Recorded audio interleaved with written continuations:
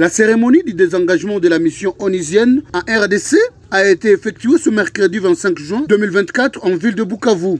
Devant la première ministre congolaise, Judith Toulouka Souminois, la représentante de cette force onusienne Bintou Keïta a signé en face à face avec le Premier ministre et ministre de l'Intérieur, des Enclavements et Affaires coutumières, Maître Jacquemin Chabani Louko, ces rapports conjoints entre la RDC et la MONUSCO.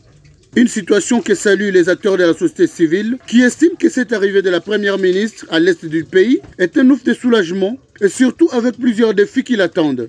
Pour Vikar Hangi Batundi, la population de l'Est attend beaucoup de cette mission officielle. Et à notre niveau, les attentes majeures sont notamment la restauration ou l'instauration de la paix au Nord Kivu, parce que les déplacés doivent retourner dans leur milieu d'origine ou de provenance, et ce qui n'est pas possible tant que les zones sont sous contrôle des rebelles. Donc ça, c'est la priorité des priorités. Mais avant que cela n'arrive, les mêmes personnes ont des besoins. Donc la vie dans les cas devient de plus en plus dramatique et le gouvernement doit s'assumer. Donc il faut répondre aux besoins humanitaires des déplacés qui souffrent dans les camps.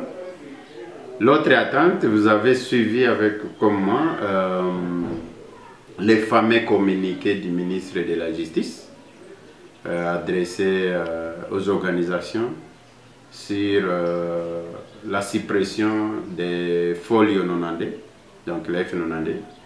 Et nous, à ce niveau, nous attendons du Premier ministre, son Excellence Judith, une décision ferme, parce qu'il faut reconnaître les efforts des organisations de la société civile qui sont au chevet de personnes vulnérables.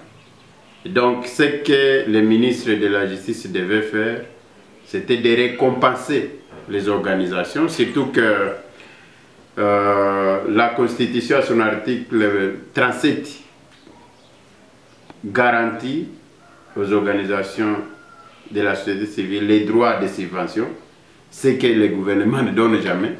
Donc la moindre des choses pour lui serait de dire, ok, avec mon arrivée au pouvoir, en tant que jeune, je vais octroyer la personnalité juridique gratuitement pour permettre aux organisations d'œuvrer dans la légalité et de manière efficace afin de continuer à répondre aux besoins de la population. Parce que tout ce que nous menons comme action, nous venons en appui au gouvernement congolais. Et le gouvernement ne doit pas nous considérer comme une vache laitière. L'autre attente, vous savez que sur le plan économique, la situation aussi est inquiétante, préoccupante. Et nous attendons du Premier ministre la stabilisation de l'économie. Mais également, il faut donner de l'emploi aux jeunes. Pour sa part, Maître Jean-Claude Mwamba, l'attente majeure à cette descente de la primature est la restauration de la paix. Pour lui, le ministre de la Défense devrait aussi faire partie de cette mission pour que celui-ci arrive à palper du doigt les réalités que vivent la population du Nord Kivu. Donc nous, comme collectif des victimes de l'agression rwandaise, nous sommes tellement contents qu'elle arrive à Goma, mais également nous souhaitons que son arrivée puisse avoir un impact, surtout sur le plan sécuritaire. Nous avons besoin que dans sa délégation, on souhaiterait qu'il y ait même le VPM en charge de la défense nationale afin qu'il puisse palper par ses propres mains la situation de ce qui se passe à l'est de la RDC, parce que vous êtes sans ignorer que les zones, les territoires congolais, a une partie qui est occupée par les terroristes du M23 accompagnés par le Rwanda. En tout cas, nous pensons que en tant qu'une autorité chef de gouvernement, je ne pense pas qu'elle vient ici pour s'amuser.